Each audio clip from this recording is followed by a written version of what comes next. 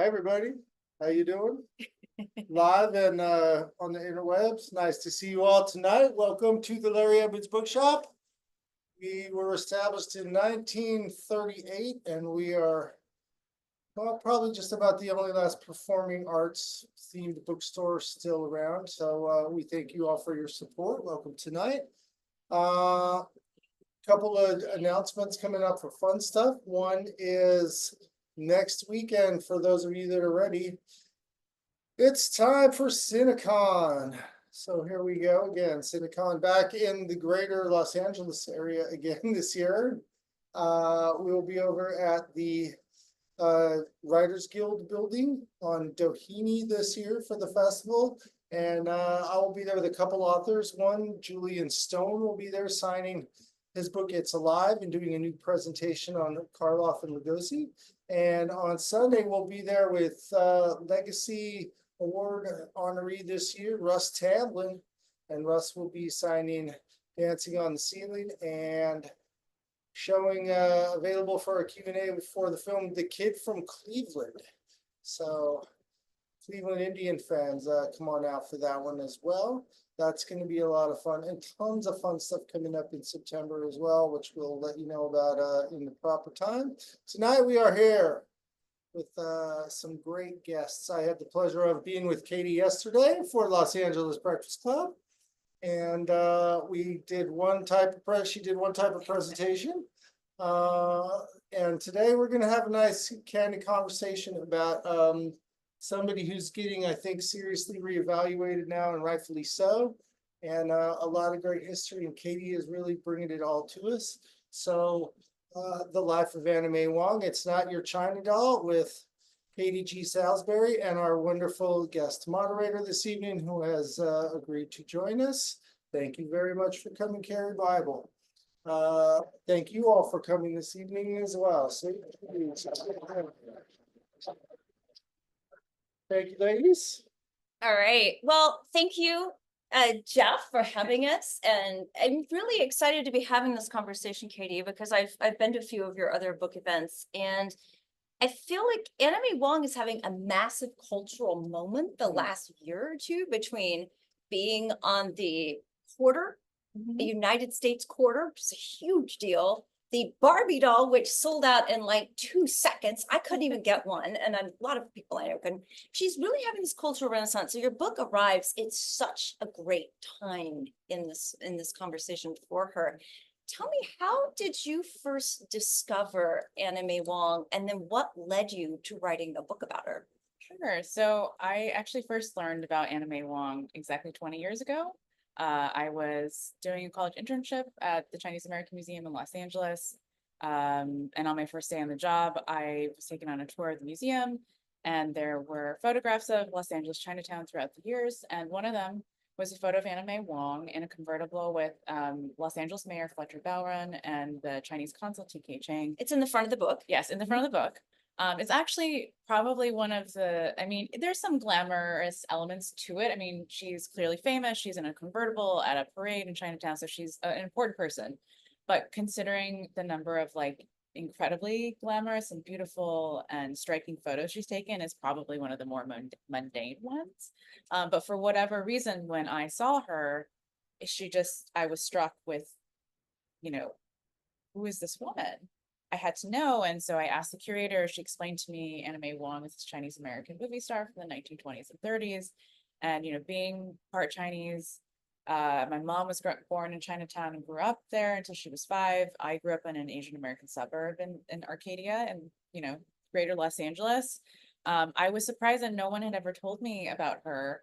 And I went around asking people. I even asked my mom, do you know who Anna May Wong is?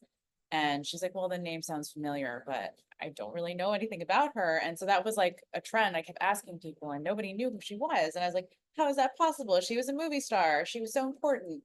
So on the one hand, I felt, well, this just desire to know more about who she was, but also this sense of injustice that such an important figure in early Hollywood could be so forgotten, and also just in the larger American history. So I felt, I guess, to some extent like, oh, I need to do something about this. And so that's kind of how it all started. And then, 20 years later, it takes a while to write a book. Oh, yeah, I've never done a biography, but I always feel like that would be climbing Mount Everest or something in terms of the challenge of who they were, why they did what they did, just Mhm. how it all affected them. That's gotta just be Herculean. Yeah, I mean, I think one of the reasons I was able to do it is because when I started writing about her, I didn't realize I was writing a biography. I just knew that I had to write about Anna May Wong, and then it turns out, well, that means you're writing about her life, which means it's a biography. But of course, once you really dive into that, it's just an incredible amount of research. I mean, Yeah. I still find out things every day about her that I didn't know. But a book, in order to get published, you have to finish it. Has to end someplace. Um, but yeah, I mean, it was also like really enjoyable for me to get to live vicariously through her life, to like learn about all these different episodes and phases, and just little nuggets of scenes from her life, that a lot of things which couldn't even really make it into the book because there's just so much. But it was a really enjoyable process, and of course it took me to a lot of different places. I mean, I started writing the book during the pandemic, so at that point, I couldn't actually go places in person, but I ordered a lot of like out of print books. I read a bunch of Douglas Fairbanks and Mary Pickford biographies. I was really trying to get to know her contemporaries and like what Hollywood was like when she started. Um, and I did a ton of newspaper research. I mean, actually, it's really great that today most things have been digitized, so it's very easy to just like keyword search through, hundreds of different newspapers across the country and around the world. So I did a lot of newspaper, movie magazine research. And then eventually when things opened up again, I got to go to London to watch some of her European films at the British Film Institute, which was really magical. Because at that time, because even within a few years, it's changed a lot there now. One of the films I watched there, Pavement Butterfly, has been restored and it's available at screenings, as well as like there's a bootleg version online. But previous to that, there was no other way to watch it. You had to just go to an archive and watch it in person. I was so lucky. I got to see it at the San Francisco Yes. Silent. Oh my Yeah. God. With a live band, Yeah, which is yeah. a really special treat, because Oh. when I watch those films, I watch them without any musical score, and I just watch them in like a basement room with Oh, the yeah. 35 millimeter, which was also very special in its own way. Yeah, but it took me, yeah, to all these different places. I mean, there's a Chinese movie magazine archive in Berkeley that I went to. I'm not totally literate in Chinese, even though I studied it. So in order to do that research, I had to memorize Anna May Wong's name in Chinese and just go through all the pages. And every time I saw her name, I would just scan it with my phone. And then later I had a translator translate them for me. But that was also an interesting like problem solving, like, well, what do I do? Because I can't read them, but I can read her name. So I did that. And then I, of course, came to Los Angeles. I mean, I spent about a month at the Academy Archive. I started calling it my residency since I was there every day. And then of course UCLA and USC. So yeah, a lot of different places across the country.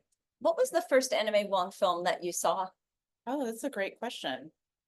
Um, I think the first film I ever saw of hers was Shanghai Express. Me too, me too. I think Yeah. that's probably the first one most people see because it's Marlene Dietrich, because it's Yes. pre-code, it's Paramount, it's got. It gets a lot of play. A It's lot of still play. in circulation quite a bit. Yeah, I saw it when I was in college at the Stanford Theater in Palo Alto, which is also a really special theater. yeah. I think they still have a Wurlitzer that comes up during when they do double features. So I think I saw it at a double feature. So that was a really wonderful way to see it. And then I think I went many years after that before I saw it. I think one of my favorites that really blew my mind was Piccadilly. So Mhm. for those who don't know, Anime Wong, she was, correct me if I get anything wrong, of course. She went over to Europe for quite a while to make movies Yes. because she was frustrated with what she found in Hollywood. And Piccadilly is mind blowing. I mean, it is like, talk about radiating star power in this film. It's just, Mhm. I don't think I blinked the whole time I watched it. It is Wow. just that spectacular. And she's so great. It's definitely mesmerizing. I actually spend like a whole chapter on Piccadilly in the book. It's called The Girl Who Can't Help Being Chinese. It's all about her being Chinese.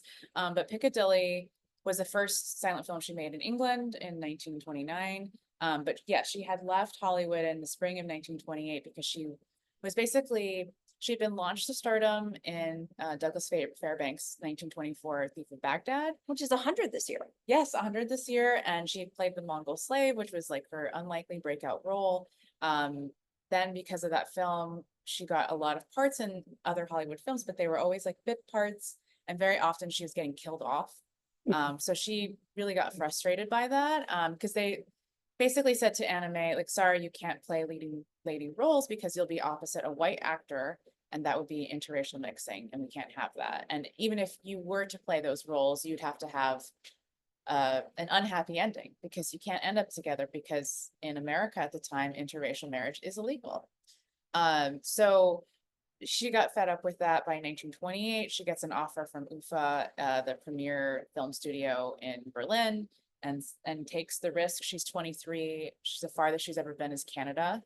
Her older sister Lulu goes with her. She doesn't speak they don't speak any German. They just show up in Germany. They sail there.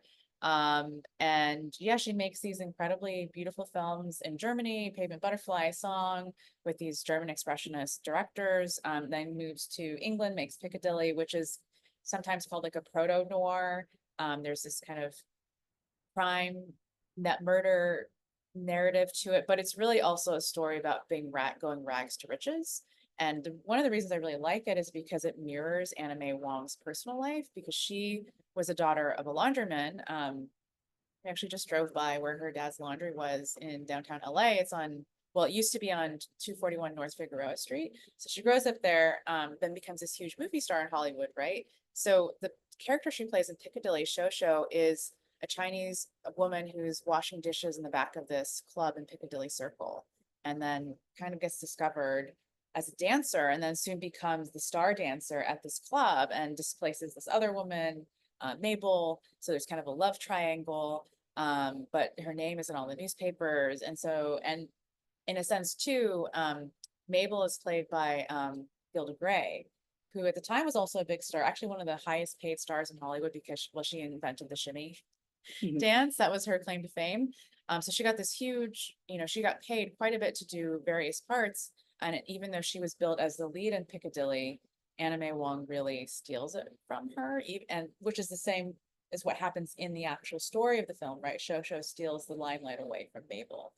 So it's kind of a really fun art imitates life story. Oh, absolutely. Absolutely. So when you were, how long did it take you to do the research for this book before you got to the writing stage? So I kind of was going back and forth between the writing and the research. Okay. I started, altogether, the whole process is probably about 4 to 5 years. I started researching in 2019. I went to the Yale Beneke Library that has Anna May Wong's correspondence with her friend Carl Van Vechten. And so it's almost, I think, 40 years worth of correspondence, including her first letter from 1929. And you just get such a clear sense of her voice and personality from these letters, and in addition to knowing what she's doing and where she's going around the world. So that's where I started. So when I was first trying to put together the idea for the book, I wrote a book proposal so that I could then take it to publishers and sell it. So I actually wrote the Piccadilly chapter first. I did add to it and change it later, but that was kind of what I started with.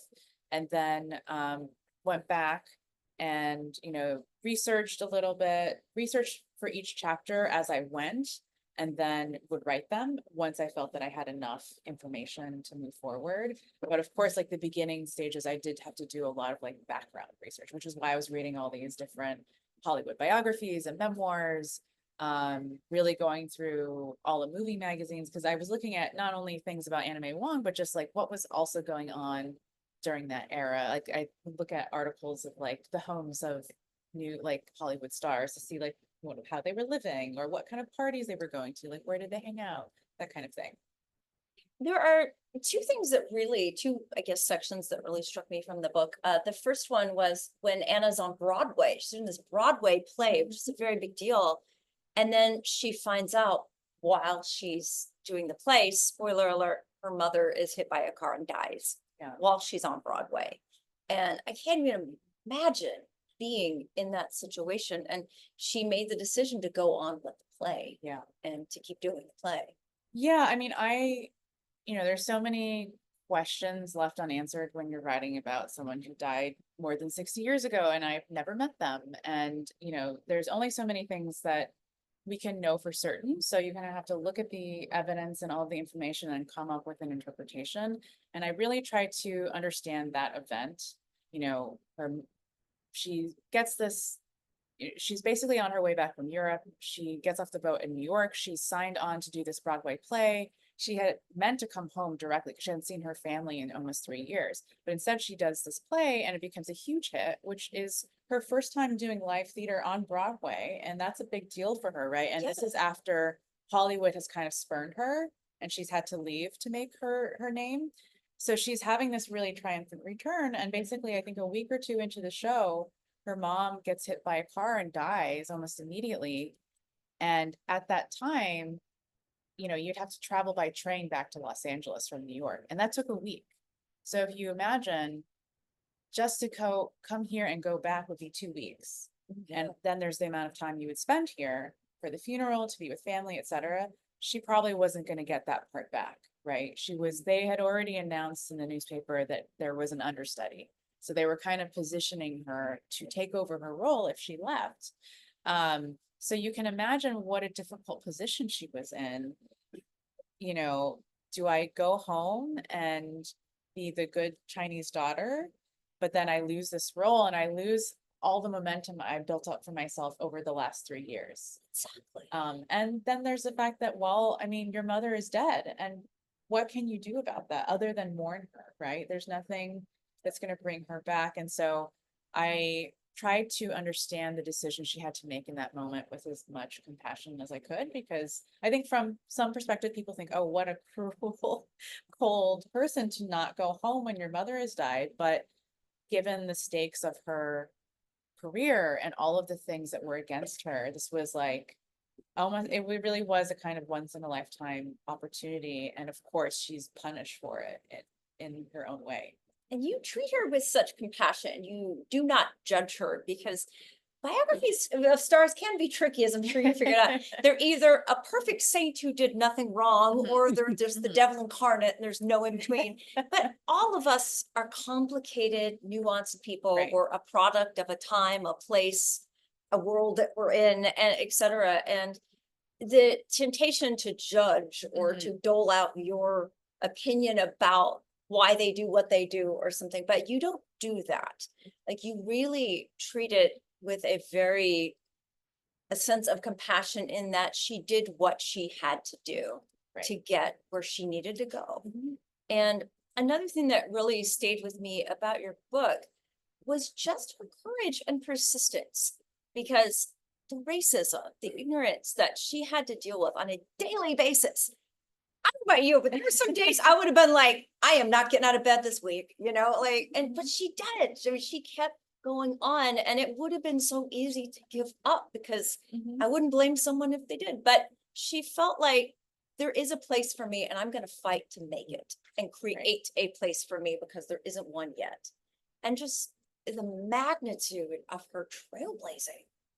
It's just Yeah, huge. I think of all the things she had to navigate. The Good Earth, which was a very public disappointment. Right? Yes. You even have a reporter there when she's auditioning for a secondary role in front of Louise Reiner, who had been given the lead role, which everyone thought Anna May Wong should have. And so you have the lead roles in this film, The Good Earth, which is about Chinese peasant farmers, are being played by white actors in yellowface. And meanwhile, Anna May Wong is made to audition several times for this secondary role, which is the only unsympathetic role in the entire film. And she's kind of ridiculed. Because the reporter says, he gives this whole scene where, Anna May Wong is very nervous and she asks Louise Reiner to leave. And so, there's so many different aspects of that whole debacle that I think was, a lesser person would have probably crumpled. And instead, Anna May Wong turns it into a kind of she turns it in her favor by essentially coming out and saying, look, I'm not going to accept any role for this film because you're having me, the Chinese American actress, play an unsympathetic part, and instead I'm going to take this trip to China. So if you want to see what China's really like versus this Hollywood concoction of it. You can come with me and I'm going to write all these essays. I'm going to take a cameraman who documents my travels. And so she had a real sense of like dignity and Yes. self-worth, which I think is really difficult to do in the face of so many people telling you you're not good enough for these roles. You're not good enough to play a Chinese woman on the screen, even though that's who you are. Yeah, I mean, and even towards the end of her career, I mean, I think sometimes it's hard to see her in, I mean, later on in the 50s and then 1960, when she kind of makes a comeback in film, she's playing a lot, the roles she's playing are much different from what she previously played, right? So there was a period where she was playing lead roles, and now she's really taking a step back and playing character roles. And oftentimes she's playing somebody's servant or maid. I mean, in Portrait in Black, which is her last film in 1960, she's playing a maid. And I think to some people, that's a really devastating come down, and how sad it is to see her that way. But I also think, on the other hand, she felt it was so important for her to work and to be seen. Yeah. And she had a real sense of humility that, to her, she'd rather be working than refuse a role that maybe others thought was beneath her in that regard. I mean, it wasn't a racist role, so in that sense, there was no issue there, other than it being somewhat more menial. I mean, what do you think, if she were with us today, what do you think she would think about where things are today?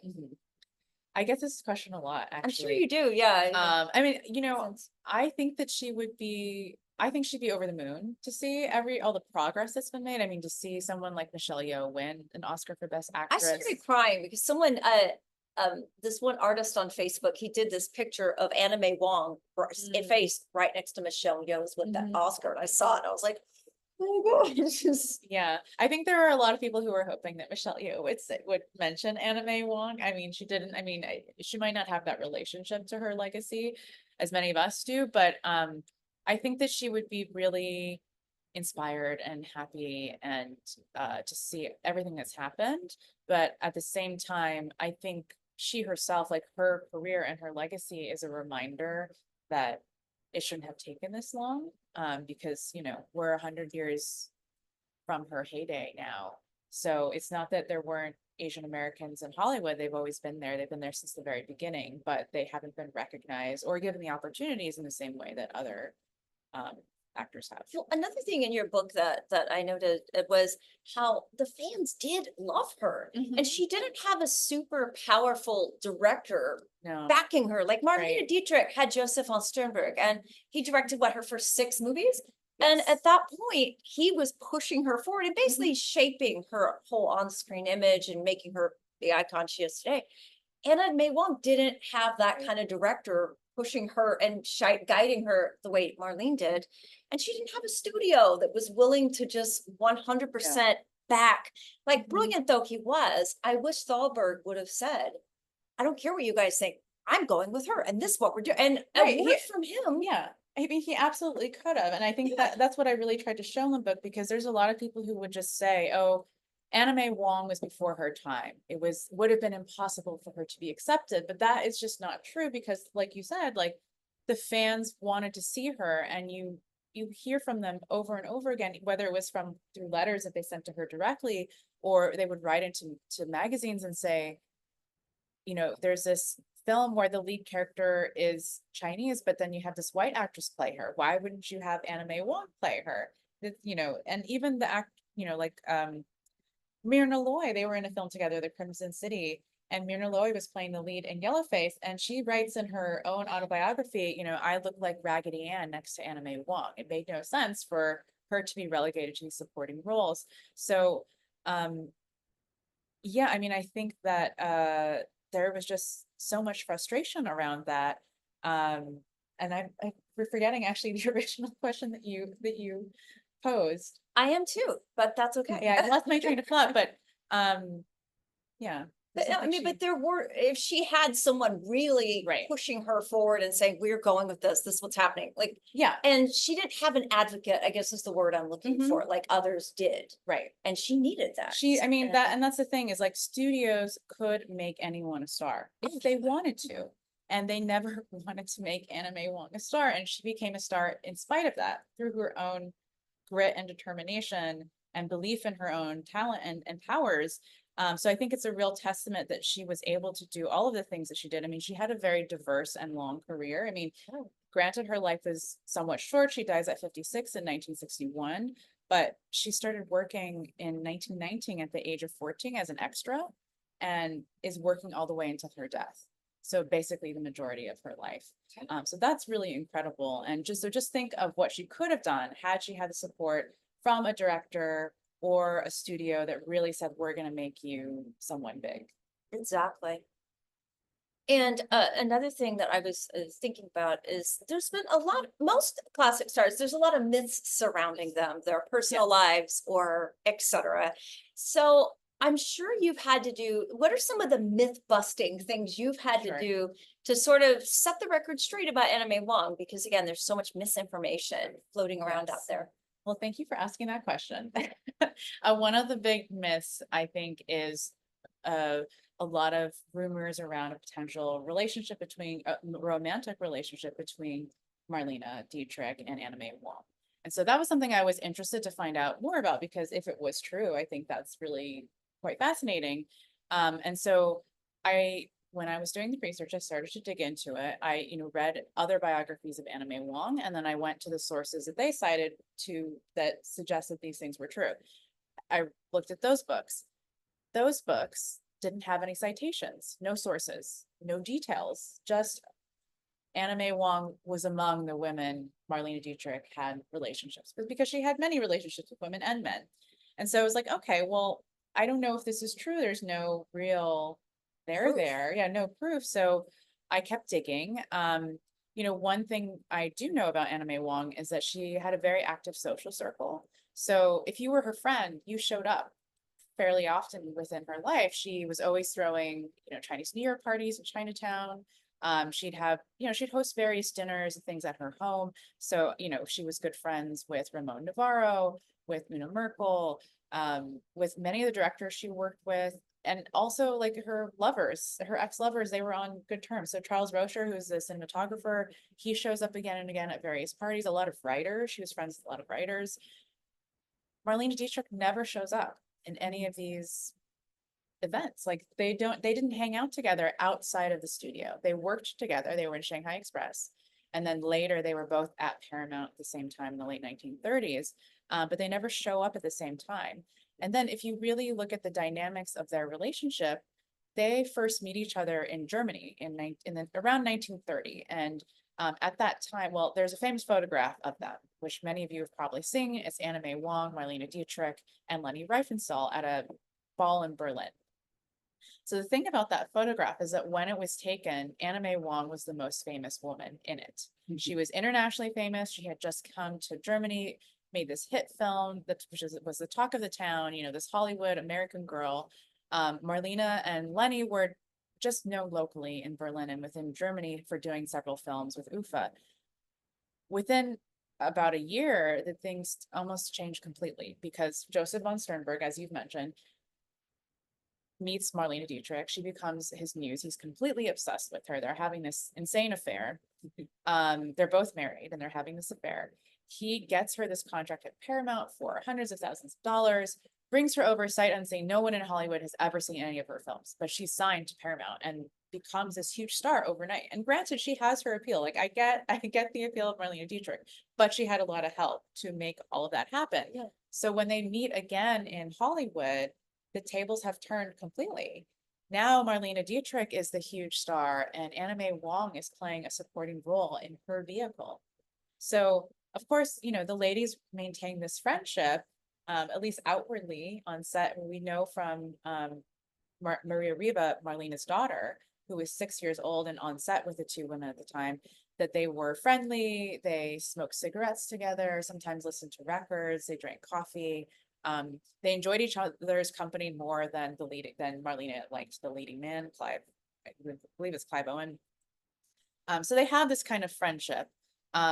But again, there's nothing happening outside of the studio at all. So put this to rest, I basically reached out to Maria Riva, who was still alive. I don't know if she's still alive now, but she was a couple years ago, in her 90s. So I was able to get in touch with her through email via her son, and I just put the question to her, what do you think about all the rumors about your mother and Anna May Wong having an affair?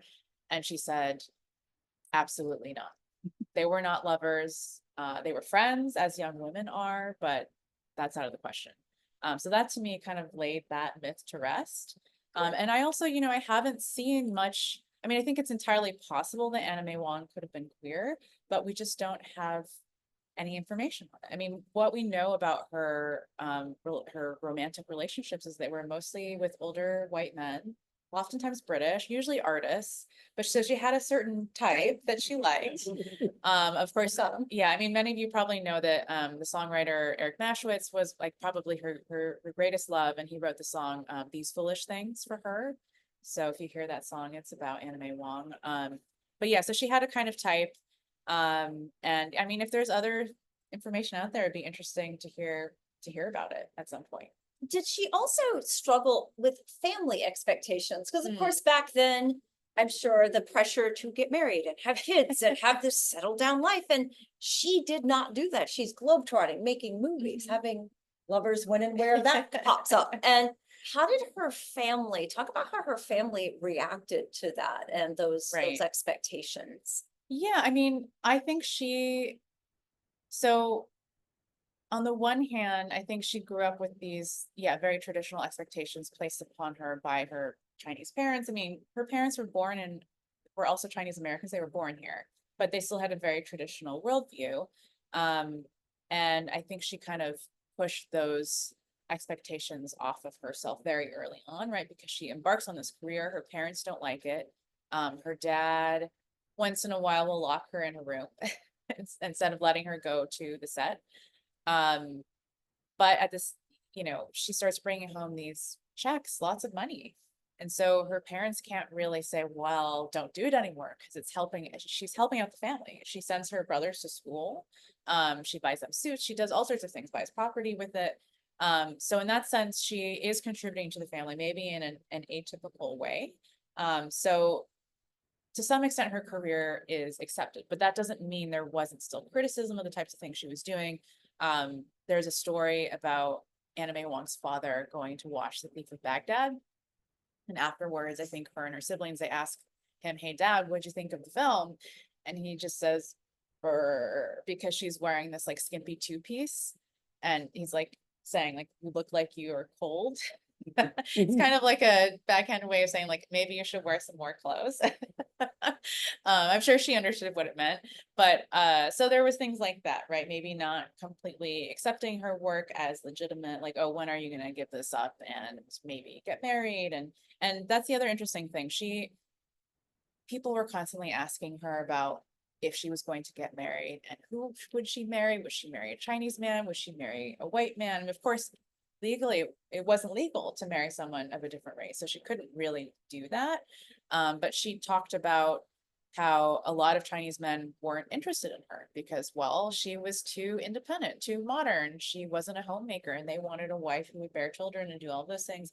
And that wasn't really where she was in her life. And actually, throughout her career, she gives different answers to the marriage question, which has really led me to believe that she just didn't want to be married. She just had to come up with a different excuse every single time. Oh, I'm too old, or oh, I can't do this, or I don't want to do that. I want to travel. And actually, one of the funnier moments is when she's in Japan. The reporters ask her again, like, are you going to get married? And she says, actually, I'm wed to my art. They misunderstand this, and she says in the next day in the paper, it says Anna May Wong to marry a rich Cantonese man named Art. It would have been exhausting though to get that question all the time. Yes. Yes. Yeah, incredibly. So frustrating. But the interesting thing too is that actually a lot of her siblings married very late, and almost none of them had children. So they all became kind of, well, they were very American in that sense and very forward thinking. They didn't necessarily fall into line with all the traditions. So tell us about the end, because she was supposed to be in the musical Flower Drum Song, and she passed away before that could happen. Yes, so when she makes Portrait in Black 1960, that's her final film. It's produced by Ross Hunter, this young producer who has this like magic touch of bringing kind of forgotten stars and giving them a new life in film. And so he started to do this with Anna May Wong, and he liked working with her in that film, and he buys the rights to the Rodgers and Hammerstein's musical Flower Drum Song, which had been on Broadway and been this hit musical. And so he's adapting it for the screen, and it's going to be the first time that a Hollywood film has an all Asian American cast. So she's cast as Madame Liang, which is the character that is supposed to sing the chop suey number. So it's meant to be this really historic moment, and they're also spending a lot of money on it. They basically recreate San Francisco Chinatown inside a soundstage at Wow. Universal. And so it's a really big deal. I mean, Anna May Wong is like, just on a high. Like she's so excited to be in this film. So she was definitely reading the script, getting ready to rehearse. And then within like a week of rehearsals beginning, she passes away in her sleep of a heart attack. So on the one hand, it's another huge disappointment because we don't get to see Anna May Wong in Flower Drum Song, and we also don't get to have this historic milestone where it's an all Asian cast. They fell short by one role, right? Because they end up filling the Madame Liang role with I can't remember her name at the moment, but she was in the original musical on Broadway. But she's a mixed race woman of Black and white ancestry. She's not Asian. Juanita Hall, that's her name. And so she kind of gets slotted into these various ethnic roles. So she's asked to play it because she was very familiar with it. So unfortunately, we don't have an all Asian cast. We don't get to see Anna May Wong. But if you look at it from Anna May Wong's perspective, she she was about to make the biggest comeback of her career. Yeah. She was incredibly excited to be a part of this new generation of Asian American actors. Like I can't think of a better way for her life to end, actually. And in a sense, it's kind of it feels right in a way because in a lot of her films she had to die in really absurd ways, like falling on knives, taking poison. I think being buried alive was one of them. But she died in this very peaceful way in her own home, which is kind of beautiful in a sense. This may be an impossible question to answer, but do you think she died having any sense of the impact she made? Because yeah, some stars, they lived a long life and they got to get that honorary Oscar, or they got to get that big retrospective at Cannes, or you know what I mean? They died knowing they were a big deal and the world loved them. But then there were so many that died and they just had no idea if anybody, Right. I I think on some level she did understand her importance in this industry and just in history and being this role model, being this face. But I also think that she probably wondered whether people would recognize that, right? Would they recognize her worth, her talent, all the things that she had done? I think it's something she hoped for, and I know it was really important to her. But I think that was probably always a question mark for her. And even after she passed, I mean, it wasn't like she was immediately embraced. I think the 60s was a difficult time to embrace a figure like her, right? Because a lot of people, I mean, that's the 60s is when we get the term Asian American. So there's this new consciousness around this identity, and also a desire to distance ourselves from someone who's become a symbol of all these stereotypes that are negative: dragon lady, evil, or like the China doll who's just like sexually available to white men, that kind of thing. And so there was a real like sense that like, oh, she is not what we want to be in the future. She is everything that we're trying to get away from. And so it's really taken another 60 years to see how she continued on despite being given some of these meager opportunities, and also like rediscovering a lot of things that weren't noticed at the time, like her later 1930s films, which in my opinion are very groundbreaking. I mean, she goes to China, she comes back, says she's no longer going to play unsympathetic roles, and the first film she makes is Daughter of Shanghai with Philip Ahn, who's a Korean American actor and actually one of her childhood friends. And together they become the first Asian American actors to play a leading romantic couple in the sound era. And in addition to that, all the villains in the film are played by white actors. So she totally flipped the script, and that's 1937. And I don't know that anyone noticed that, but that's something worth going back to and really like saying, hey, wow, like look at what she did. Absolutely.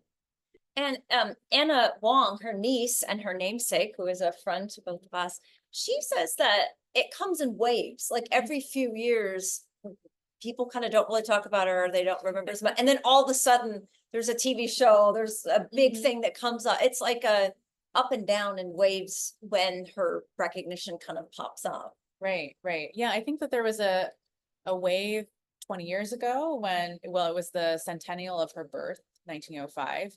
And then we had several biographies come out about her then. Then, of course, there was the Netflix series Hollywood, which came out in 2020. By Brian Murphy. Yes. Which I didn't watch that, but Anna has told me it's very frustrating for her because a lot of people assume what was in that show was true. And there's Right. a lot of, I mean, the show, that's it's not. like the intention is good, which is basically to revise how terribly discriminatory and racist and closed off Hollywood was by creating these alternative narratives. But in the process of doing that, right, you're kind of rewriting history, and then people don't realize actually what really happened was not that. I'm not a fan of that at all, because in my mind, you're downplaying and even Mhm. sweeping under the carpet the incredible struggle these Yes. people faced. And to do that to me is wrong, because no, this was really rough on them, and that should Right. be depicted, Mhm. because people need to know how hard they fought so things could hopefully be different today, Yeah, absolutely. you know? So yeah, so in that series, Anna May Wong wins an Oscar. Of course, she was never even nominated for an Oscar, so that's just not what happened. But yeah, so when we have these little different touchstones like that film. Then recently there was Babylon, where there's a character inspired by Anna May Wong. Again, a departure, not really based on completely on truth, but certain elements are. There's been a lot of novels now inspired by her, and another biography. So there's actually quite a few things that are coming down the pipeline, Wow. and now potentially a biopic that's in development with Gemma Chan. So yeah, so we're kind of like on the upswing of like little bumps, and hopefully it'll keep going.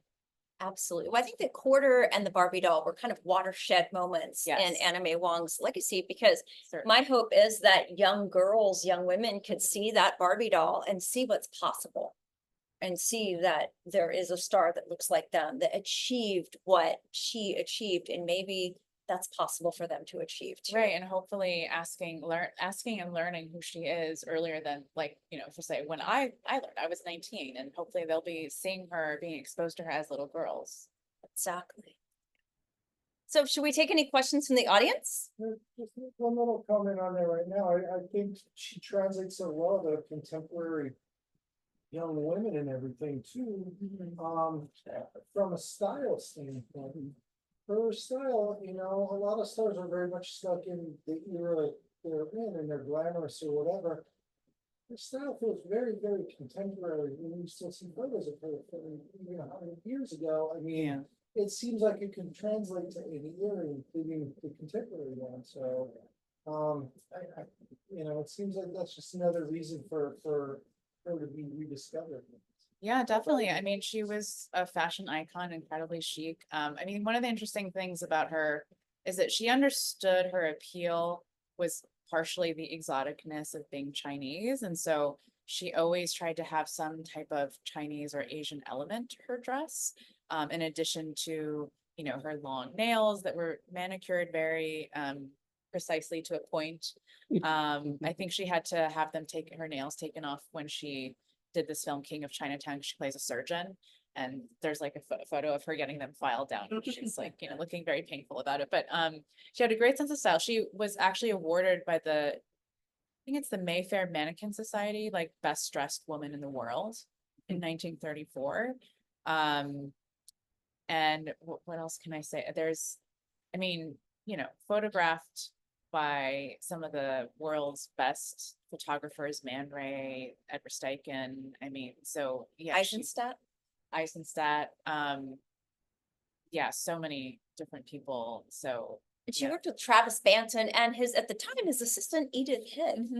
So the top two iconic costume designers of the time are making outfits for her. Exactly. I mean, and that's a reason to watch Daughter of the Dragon. I don't love the film. I don't love the story of the film, but that film is just gorgeously put together. I mean, because Travis Banton designed all the costumes for her, and there's a lot of costumes, so many costume changes. So it's really worth watching. And actually, I should mention there is an exhibition now on that I helped co-curate at the Chinese American Museum downtown in Los Angeles. And two of her dresses from her personal wardrobe are actually there, which were donated by Lisa C. So that's actually my husband. It's in downtown. It's by the plaza. Okay, so there's one. Yeah, Alvera We Street. gotta go. Yeah. Next to the Pico House. Yes, exactly. My husband and I were just there today, and yeah, I mean, the dresses are really special. It's like she's in the room with you. Mm. Oh my gosh. Speaking of that, does she have much say in how she was dressed? Like, what was her, did she contribute to that, or was she just like a dolphin dress, like? For, you mean like in her films or in her fashion shoots? Both.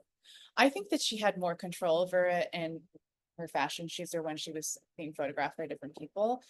In her early films, not so much. I mean, she's wearing these very skimpy outfits, a lot of shiny two pieces. But later on, when she comes back from China and she has this changed view on her career, she starts getting much more particular. And she actually had made so a lot of chom songs for herself while she was in China. So she starts wearing them all the time, even when she's not on the screen. I mean, she wears them in her films, off of her films.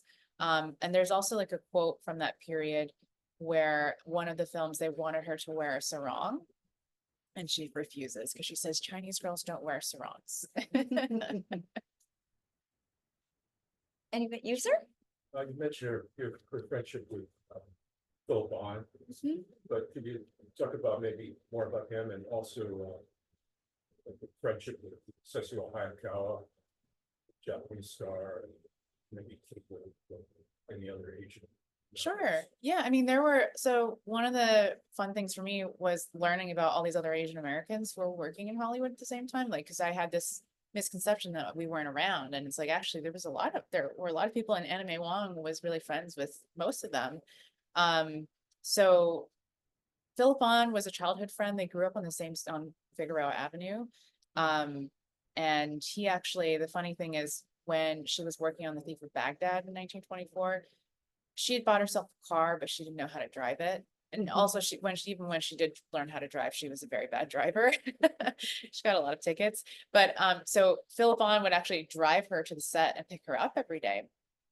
And Douglas Fairbanks noticed him because he had been casting all these like exotic types for this Arabian Nights tale.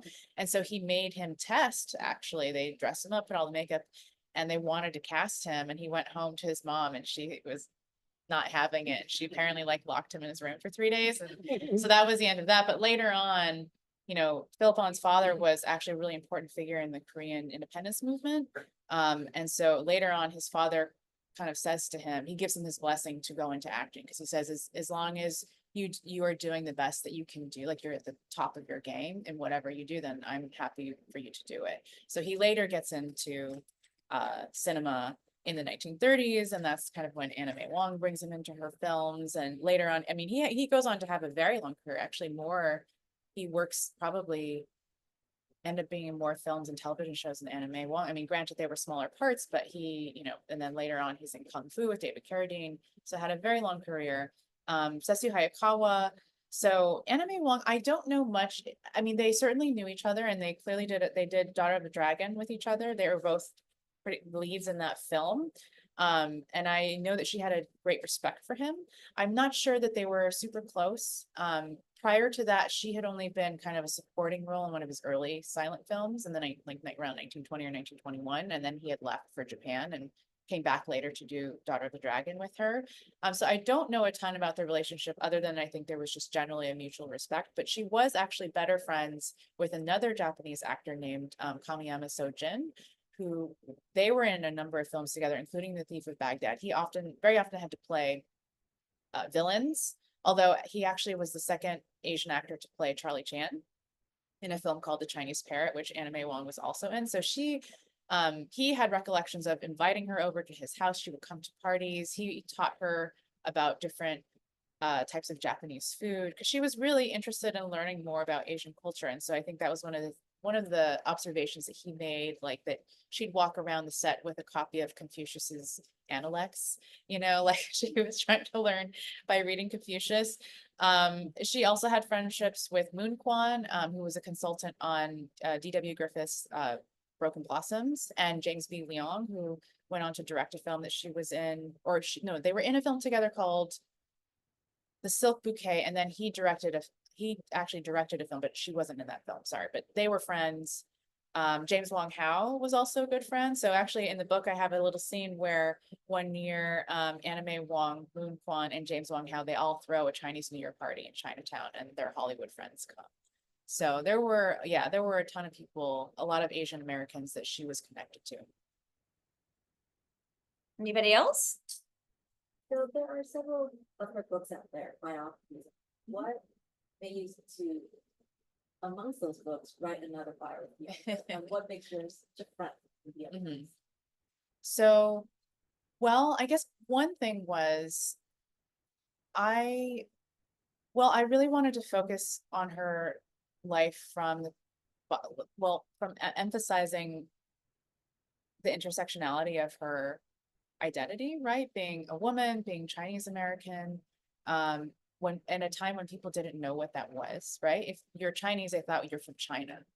And so it was really hard for people to wrap their minds around that. But there's so much baggage that also comes with that, right? Because there's, as we talked about earlier, the expectations from your Chinese parents, which any Chinese person or Chinese American knows that like 100 years later, they're still the same. They haven't really changed that much. So there's a lot of pressure. Then there's the pressure of just being a woman and being a woman in Hollywood and the way you have to look and act and behave and all of those things and get married and have a family. And, so there's so much wrapped up in that. And, I think that the other biographies have done a lot of the groundwork and did a lot of research, but when you're a man, you have a different perspective on those things than being a woman. And I'm mixed race. So I understand what it's like to kind of be caught between two worlds, but I also grew up in an Asian American community. And I also understand my mom's experience as a Chinese American. And so I have all these reference points that I think which also one of the reasons I was drawn to anime, right? Because there were so many similarities. So I wanted to capture that in this book. And I also wanted to tell it in a narrative driven way because, in a way that read like watching a film. And that's almost for selfish reasons because I wanted to live vicariously through her. So it's really shaped as a narrative rather than a traditional, cradle to grave biography. And then the other thing that is different is that I actually spent quite a bit of time on the Good Earth, even though she's not in that film. But I felt it was really important to deal with it once and for all, because that is, if you look up her Wikipedia page or you just get the short synopsis of her life, it's always going to talk about the Good Earth and what a tragedy it was that she was in the film. And while that's true, it's not the whole story because there are so many hypocrisies around how that film was made and like, is it authentic? Like, is it? And also like, let's look at what she did in response to that film. She goes to China and has this life-changing experience. So it's meant to be a split screen between Anna May Wong in real China and then Hollywood making this fabricated version of it.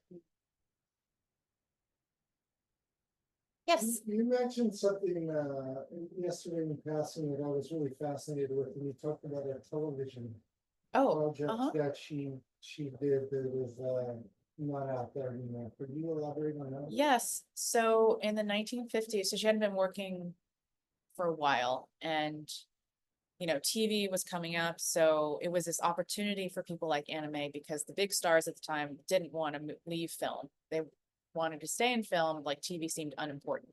So Anna May Wong transitions into television. She starts by getting this series that's really written for her. It's called The Gallery of Madame Liu Song, which is her Chinese name. And it's about a woman who owns an art gallery and travels the world solving art crimes. Very glamorous. I mean, we do have the list of titles for all of the shows. There were 13 episodes. So it just had one season. It's made by Dumont Television, but unfortunately, no one in living memory seems to have ever seen it. I mean, Dumont Television, I think they only really broadcast on the East Coast, maybe DC and New York. And then they went bankrupt several years later. And so supposedly they dumped everything in the Oh. East River. Jeez. Yeah, I know. So everyone is hoping that one day some tapes will surface somewhere. And I mean, it's really possible because even within the last couple of years, more and more things are popping up and getting posted to YouTube. So we're all kind of keeping our fingers crossed that it'll turn up one day. A lot of that early television, they just didn't think to archive it, to save it. They just saw it as, well, it aired, so what? And Yeah, same with early films, right? They Yeah. just threw This things sounds like away. Such a fascinating. Premise. Premise for the show. Yeah. And I'd really be curious to see how that played out. You Yeah. also mentioned someone else yesterday, because when I looked at my general streaming, tried to find, a lot of her filmography and everything, things weren't there. But you mentioned a YouTube page. Yeah, so that had there's a lot of the harder to see stuff. Yeah, so if you want to see more Anime Wong films, I would go to the Gallery of Anime Wong on YouTube. So it's a fan dedicated channel that has an incredible number for films and television shows posted there. And then I also separately, I read a newsletter called Half Caste Woman, and I have a post where I have my top 10 Anime Wong films, and those also have streaming links. So you can find them, but you have to really, like, if you don't go to one of those places, you can go onto Google, but you really have to kind of dig to find the places where they're streaming. is there any chance some of these are gonna get a really solid, real DVD release that are just kind of floating out there on the I think edges? Pavement Butterfly will, because Oh my it'll be public domain next year. Actually, Song is already public domain, but I think it's unclear whether there's a restored version or not. But yeah, I've been emailing people like, what do we need to do to get this on DVD? Seriously, because Kino Classics or Flickr Alley, there's so many Mhm. smaller labels I'm sure you know about that would Mhm. probably jump at the chance. Yeah, so hopefully that will happen soon. I think there was, take the middle one and then the back. Yeah, I had two questions. Number one, what was her relationship, if any, with Anthony Quinn? Mhm, When she started early in her career, Mhm. his career, mhm. and then later he was a big star. Right. Started Portrait in Black. Yeah, they were good friends. They were she was friends with Anthony Quinn and his wife, I believe it was Catherine DeMille. Yeah. So they were good friends for many years. She invited them to her home to have various parties. I think there's actually a photograph of her home in Santa Monica Moongate. And I don't know, I think they're both there. They're in the photograph. Later, I think she went up to Santa Barbara to watch one of the plays that he was in. So they were, I think, very actively friends continued to be friends through the end of her life. Right, you may have mentioned this already, we got here a little late, but in May of 2022, Very Classic Movies did a month on anime. For pictures. And Yes, I've that's seen right. A lot of them. That's not. I have checked my phone, I thought it was like 8 or 10 months ago.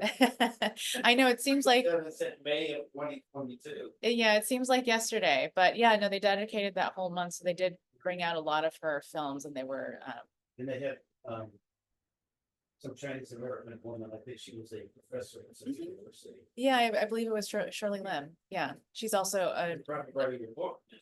Would you? yes, I was writing my book then, yes. So I have a few more questions. What would you say was one of the biggest surprises that you encountered writing this book? Well, one of the surprises, which is a little bit of a sad story, but I at a certain point realized that so Anime Wong was friends with Fania Marinoff and Bernadine Sold Fritz, and they both have correspondence at Yale as well. So I realized that I should look at the correspondence between her friends to see if they ever said anything about her, when she wasn't around. And so I did actually find some letters from the mid 1950s. And one of them was just very shocking. It was basically recounting a trip that Anime Wong had taken. She was on her way to England to kind of relive some memories because she was thinking about writing her own memoirs. And she stopped in New York to see Fania and her husband, Carl Van Vechten. She was supposed to get lunch with Carl and another friend. And apparently she showed up to lunch so drunk that she had to be carried out of the restaurant and taken back to her hotel. And so Fanny is recounting this in the letter to Bernadine and saying, you know, I heard about this, and then when I saw Anna May, I confronted her about this, and I said, you know, why are you throwing your life away? Why are you drinking it away? Like, anyone can understand why you're depressed or upset. Like, that part is clear, but Oh, yeah. but don't do this to yourself. And apparently she did not take that well. She, you know, basically left, broke plans with them. And then they just never spoke of it again. They continued to be friends, but they just never spoke of that episode again. And so Fania was recounting that to Bernadine, and she was also saying, I mean, then you get some kind of catty things in it too. And she says, you know, I don't understand why Anna May continues to try to be the young star that she once was. Like, it's not going to happen anymore. And then she writes in the margins, for you know, she had no talent. And so that was like, oh my God, like, how could you say that about your friend? It's supposed to That's be your not a friend right there. That is not a friend. Yeah, so that was like, I was reading that on the train home from New Haven, and I was trying to decipher her handwritten letter. And so when I finally figured out what she had written, I was like, oh my God, I can't believe this. I can't believe I found this. Yeah, so that was probably the most shocking thing. So what was your takeaway after finishing the book? Like, I know sometimes when you finish a project, you kind of feel this, I can't believe it's over. It's almost like this sadness that it's over because you've gotten so close to this person or this topic. And, you know, what do you think your takeaway was after finding so much about her life and career? Yeah, I mean, I think that she's just such an incredible inspiration. Like, Same. sometimes I honestly, it sounds so cheesy, but sometimes if I'm having a hard time with something, I will think to myself, well, what would Anna May Wong do? I said that to someone yesterday. I did. I had a friend that was having a hard time, and I said, look, what would she do? And Yeah. how would she handle this? And we had this whole conversation about that. And I was just like, yeah. And it's like, I know what she did. She'd pick herself up. She'd, you know, get back at it. And so I do look to her for inspiration in that way. And yeah, I mean, I felt like writing this book, I felt like an incredible closeness to her.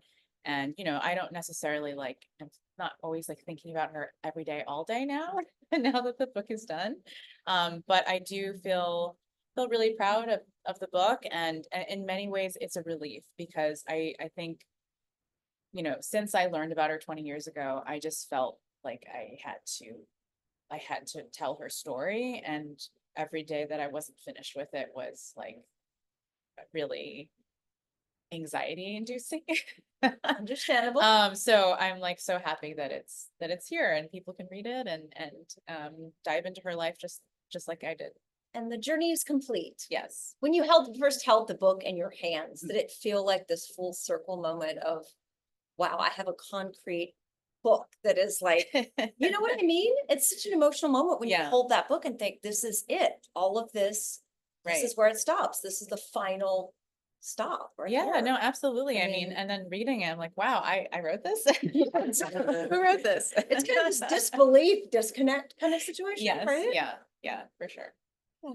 Well, this is an incredible book. If you guys have not bought it, I really encourage you to support Larry Edmunds. They are, as Jeff said, the oldest and I think only bookstore on Hollywood Boulevard at this point. And they need your love and support to keep going and to keep doing great events like this one. So thank you so much. And thank you for the gift of your knowledge, your hard work, your dedication, and this absolutely incredible book that should be in everyone's collection. Thank you so much, Carrie. Thank you. And I do want to just tell everyone, I do have some special postcards up here. This is a map of Anna May Wong's Los Angeles, which has all of the landmarks and has a QR code on the back that will take you to the website that has the addresses and more information on them. I was myself tracking down some of them today. And then I have some other postcards here of Anna May Wong imagining her in other films that she wasn't in. So please come by and take some. Thank you very much, and thank Thank you you. for contributing to the cinematic history of somebody that's really been underappreciated, and I think now is getting her just due and getting another wave of recognition because of your great work. And Jeff, if people are watching from out of state, out of town, overseas, etc., can they order autographed copies of this book from your Yes, they can store? order them on LarryEdmonds.com. LarryEdmonds.com if you would like an autographed copy of this gorgeous book. And can I ask you about the book cover design? Because when I Oh, first yeah. saw it, I'm an Art Deco file, and when I saw the spine, I'm like, Oh my based gosh, on yeah. this alone, It's just amazing. take my money right now. So just take it. So who did this? How did Yeah, this- so it was, I mean, I had an incredible designer, and her name's Vian Nguyen, I believe. And she is Vietnamese American, and I gave her a little bit of a brief because I didn't want the book to be like Chinesey. I didn't want it to be red. I didn't want it to be any of that kind of Orientalist stuff. I was like, this woman is a Hollywood icon. Let's treat her that way. And, I just gave her those instructions and she came back with this. So on the first try. So really incredible. That is called knocking it out of the park. Yes. Is what I call Yes. that. Yes. Yes. Yeah, and this is a photograph of her from a publicity still for Dangerous to Know, which I think came out in 1938. And in the original, this is actually a white dress, but she had like the brilliant stroke to make it green. So yeah. And with as Charlene says, it pops, and with the hot pink and the gray, it kind of comes across as so contemporary, which she is Yes. too. So Mhm. that was just major props to the designer, because Yeah. that was also a stroke of genius. Inspired from across the room. Yeah, it calls your name from across the room. Yes. Yeah, they didn't send me a poster for that one. I need one. Yeah. Yeah. Oh, yes. Yeah, we've got to get you one. Well, thank you all so much, everybody, Thank and you, buy a everyone. book. Get her to sign it. Thank you very much. Right there.